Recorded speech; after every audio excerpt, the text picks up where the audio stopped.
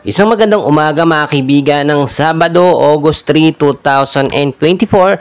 Update po tayo sa lagay ng ating panahon. Pero bago yan tayo magpatuloy, palike and subscribe po muna kaibigan ko. Kung di ka pa nakasubscribe, and pahit po ng notification bell para notify ka sa ating mga uploads. So mga kaibigan, patuloy pa rin po nating binabantayan eto nga pong southwest monsoon or hanging habagat na nakakaapekto po ngayon sa western section po ng Visayas at ng Mindanao. Kahapon po, simula sa hapon hanggang sa gabi ay nakaranas po tayo ng biglaang malakas na pag-uulan. Nagtuloy-tuloy po yan hanggang sa gabi mga kaibigan.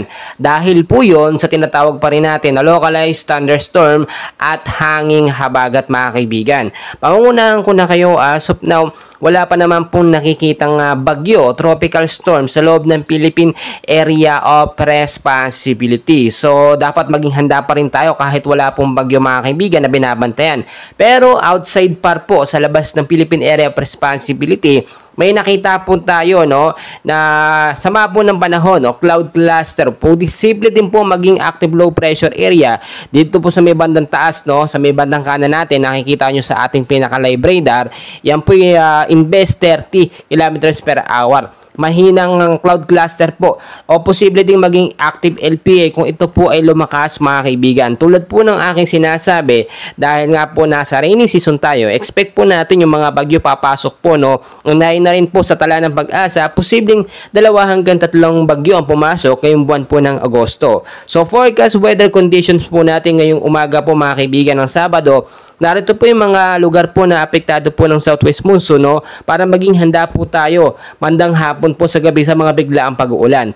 Sa area po ng Western Visayas, Negros Island region, Zamboanga Peninsula, Northern Mindanao at Palawan, maulap po na kalangitan ang mararanasan dyan, especially sa hapon hanggang sa gabi. Pagdating naman po sa may paggabi na, mga isolated light rain, so heavy rainfall, heavy rainfall yung ating naranasan kahapon. Kaya naman po kung kayo lalabas ng mga kabahayan sa hapon, ugaliin po magdala ng payong, jacket, kapote, panlaban po sa mga biglaang pag-uulan. Samantalang sa area po ng Metro Manila at the rest po ng ating bansa, apektado po ng localized thunderstorm. So asahan po ang maulap na panahon sa bandang hapon, tapos po mga mahinang hanggang sa paglakas sa pag-uulan pagdating naman sa gabi. So mas maganda kung hindi naman kayo importanteng lakad sa hapon, wag na po tayong lumabas dahil bigla ang pag-uulan po ang ating mararanasan.